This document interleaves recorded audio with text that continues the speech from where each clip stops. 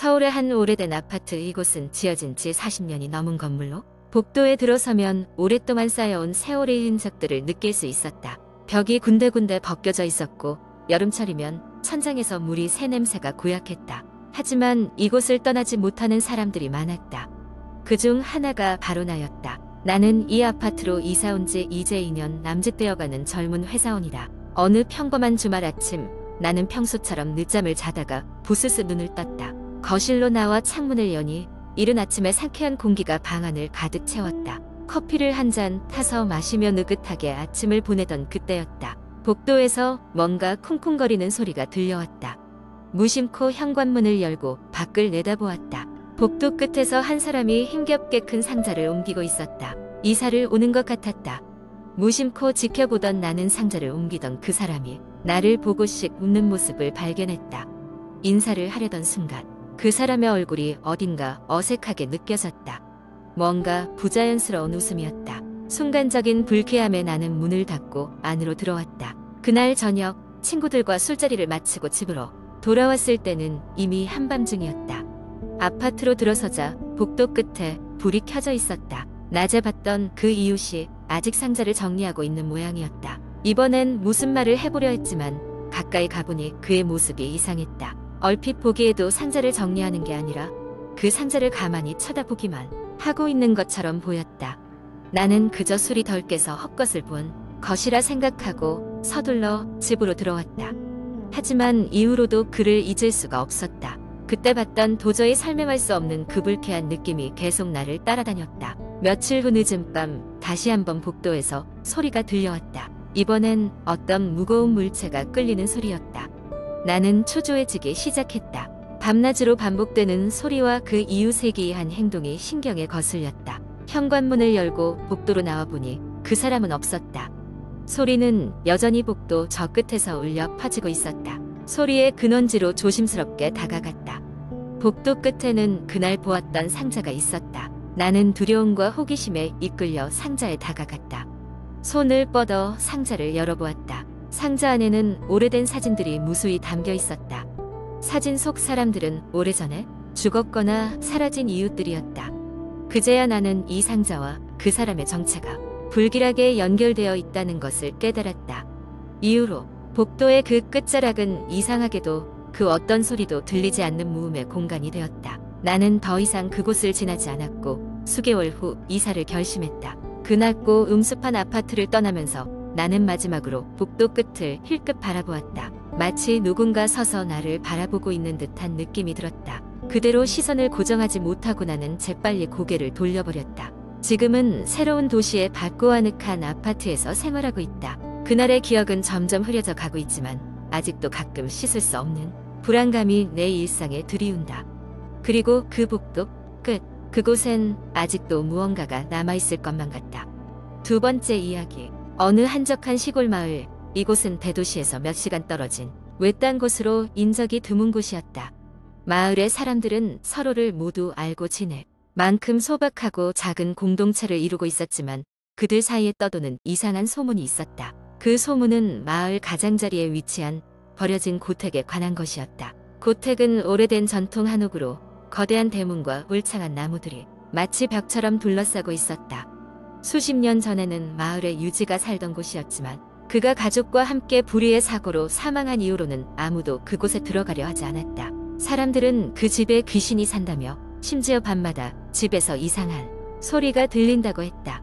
주인공인 영수는 마을에 새로 이사온 젊은 청년이었다. 도시 생활에 지친 그는 조용한 시골에서 작은 농장을 운영하며 살고자 이곳에 정착하게 되었다. 영수는 마을 사람들의 미신 따위는 믿지 않았지만 고택에 대한 이야기에는 왠지 모를 호기심이 생겼다. 그러던 어느 날 그는 저녁 무렵 고택을 찾아가 보기로 했다. 저녁 노을이 지고 주위가 어둑어둑해질 무렵 영수는 손전등을 챙겨 들고 고택으로 향했다. 대문은 녹이 슬어있고 쓸쓸한 바람 소리만이 그곳을 감쌌다. 그는 조심스럽게 문을 밀고 집 안으로 들어갔다. 집 안은 어딘지 모르게 으스스한 분위기를 풍기고 있었다. 낡은 나무 바닥은 발걸음을 옮길 때마다 삐걱거렸고 거미줄이 여기저기 엉켜 있었다. 영수는 집안을 둘러보며 지하실로 향하는 문을 발견했다. 문은 반쯤 열려 있었고 차가운 바람이 그 틈새로 불어왔다. 그는 무언가에 홀린 듯 그곳으로 내려가 보기로 했다. 지하실은 어두웠고 습기의 냄새가 코를 찔렀다. 그곳에는 오래된 가구와 정체를 알 수 없는 물건들이 가득했다. 주위를 살피던 영수는 구석에 작은 상자 하나를 발견했다. 상자는 묘하게 매혹적이었다. 그는 상자를 열어보았다. 그 안에는 먼지 낀 오래된 사진 한 장, 붉게 새겨진 부적, 그리고 희미하게 빛나는 유리공예품 하나가 들어있었다. 영수는 사진을 들어올려 자세히 들여다보았다. 사진 속에는 어린 소녀와 그 가족들이 행복하게 웃고 있었지만 소녀의 눈은 이상할 정도로 슬퍼 보였다. 그때 갑자기 등 뒤에서 차가운 손길이 그를 붙잡았다. 영수는 깜짝 놀라 뒤돌아보았지만 아무것도 보이지 않았다. 공포에 휩싸인 그는 재빨리 상자를 덮고 지하실을 뛰쳐나왔다. 그러나 머릿속에서는 계속해서 소녀의 슬픈 눈과 차가운 손길이 떠올라 집으로 돌아오는 길 내내 마음을 무겁게 짓눌렀다. 몇 주가 지나도 그날의 경험은 영수의 마음속을 떠나지 않았다. 이상한 꿈을 꾸기도 했고 항상 누군가 그를 지켜보고 있다는 기분이 들었다. 결국 그는 마을의 오래된 주민에게 이 일을 털어놓게 되었다. 그 주민은 깊은 한숨을 내쉬며 고택에 얽힌 더 깊은 이야기를 들려주었다.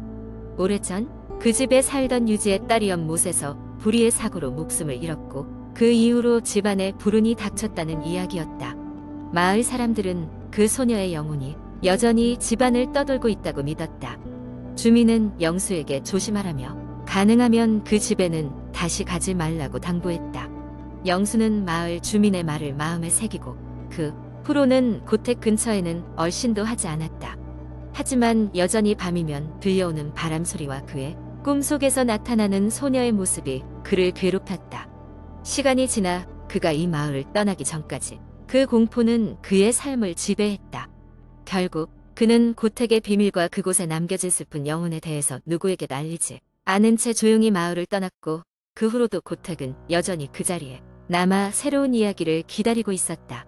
세 번째 이야기. 한국 인터넷에서 흔히 볼 수 있는 공포썰 중 하나는 돌아오지 않는 택시 이야기입니다. 이 이야기는 밤늦게까지 이어지는 긴장감과 서늘함을 전하기 위해 길게 전개됩니다. 몇 년 전 나는 대학 졸업을 앞두고 막바지 과제와 프로젝트로 매일 밤늦게까지 도서관에 남아 있었다. 그날도 역시 새벽 2시가 넘어서야 도서관 불을 끄고 나올 수 있었다. 다행히 도서관 앞에는 택시 승강장이 있어 한적한 새벽에도 택시를 잡는 것이 어렵지 않았다. 그날따라 도서관 앞은 으스스하게 조용했고 이상하게도 한동안 택시가 보이지 않았다. 20분쯤 기다렸을까? 드디어 저 멀리서 강렬한 헤드라이트를 켠 택시 한 대가 천천히 다가왔다. 나는 반가운 마음에 손을 흔들었고 택시는 내 앞에 멈춰섰다.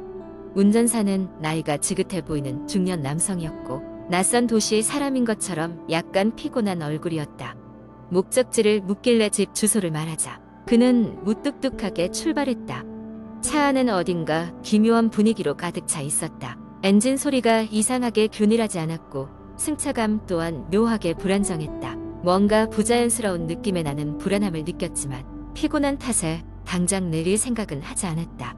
얼마나 달렸을까? 내가 모르는 길로 접어들자 내 호기심과 동시에 불안감도 커졌다. 사장님, 이 길로 가면 더 돌아가는데요. 그랬더니 그는 백미러를 통해 나를 잠시 쳐다보고는 미소를 지었다. 그 미소는 이상하게 어색하고 얼어붙은 것처럼 보였다. 갑작스레 털썩이는 소리와 함께 차체가 주저앉는 느낌이 들었고 택시는 속도를 줄이더니 인적이 드문 어두운 골목에서 멈췄다. 운전사는 차에서 내리더니 지하실 문처럼 생긴 작은 문을 열고 안쪽으로 사라졌다. 이 순간 내 심장은 마구 뛰기 시작했다. 무엇인가 잘못되었음을 직감적으로 느꼈다.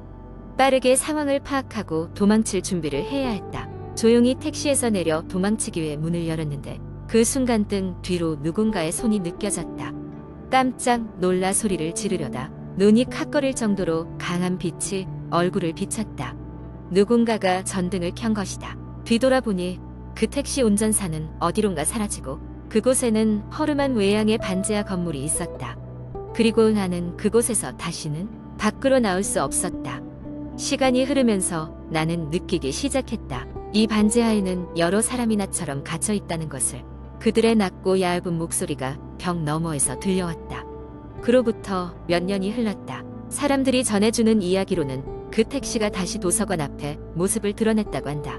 하지만 그 택시를 탄 사람들은 다시 나타나지 않았다고. 이 이야기를 마을 사람들은 돌아오지 않는 택시라고 불렀다. 그리고 나는 여전히 이 이야기가 미완성인 채 남아있는 이유를 알고 있다. 왜냐하면 이 이야기는 내가 지금도 써 내려가고 있는 나의 마지막 이야기이기 때문이다. 네 번째 이야기. 강원도 깊은 산속 작은 마을 하나가 있었습니다. 그 마을은 전국적으로 아름다운 경관과 맑은 공기로 유명했으나 동시에 한 가지 소문으로도 유명했습니다. 옛날 저수지의 원혼이라는 무시무시한 이야기였죠. 이 이야기는 아주 오래전부터 전해 내려오는 것으로 저수지 건설 당시의 사고로 인해 여러 명의 인부들이 목숨을 잃었다는 데서 시작되었습니다. 마을 주민들은 유령이 저수지를 맴돌며 사람들을 그의 세계로 끌고 가려 한다고 믿었죠. 어느 날 도시에 사는 젊은 커플이 이 마을로 여행을 오게 되었습니다. 민박집 아줌마는 그들에게 여러 관광 명소를 추천했지만 저수지만큼은 절대 가지 말라고 경고했습니다. 하지만 커플은 그 이야기를 흥미롭게 여겼고 심지어 그들의 여행을 더욱 특별한 경험으로 만들고 싶어 했습니다. 밤이 되자 호기심을 참지 못한 두 사람은 저수지를 찾아갔습니다. 달빛이 저수지를 은은하게 비추고 있었고 그 아래로 안개가 스며들어 섬뜩한 분위기를 자아냈지요. 그들은 덜컥 겁이 나기도 했지만 동시에 묘한 매력을 느꼈습니다. 그러던 중 저수지 건너편에서 무언가 움직이는 것이 보였습니다. 흰 옷을 입은 여자의 형상이 어렴풋이 보였습니다. 그녀는 천천히 물 위를 걸어오다 사라졌다 나타나기를 반복했죠. 커플은 갑자기 두려운 마음에 돌아가려고 했지만 이미 늦었습니다. 그들의 뒤에서 들려오는 낡은 기계 소리와 함께 차가운 바람이 불어왔습니다. 뒤를 돌아봤지만 아무도 없었습니다. 갑자기 여자친구가 공중에서 무언가에 의해 당기듯 밀려갔고 남자친구는 놀라 그를 붙잡아 끌어안았습니다. 그 순간 그들의 눈앞에 비현실적인 장면이 펼쳐졌습니다.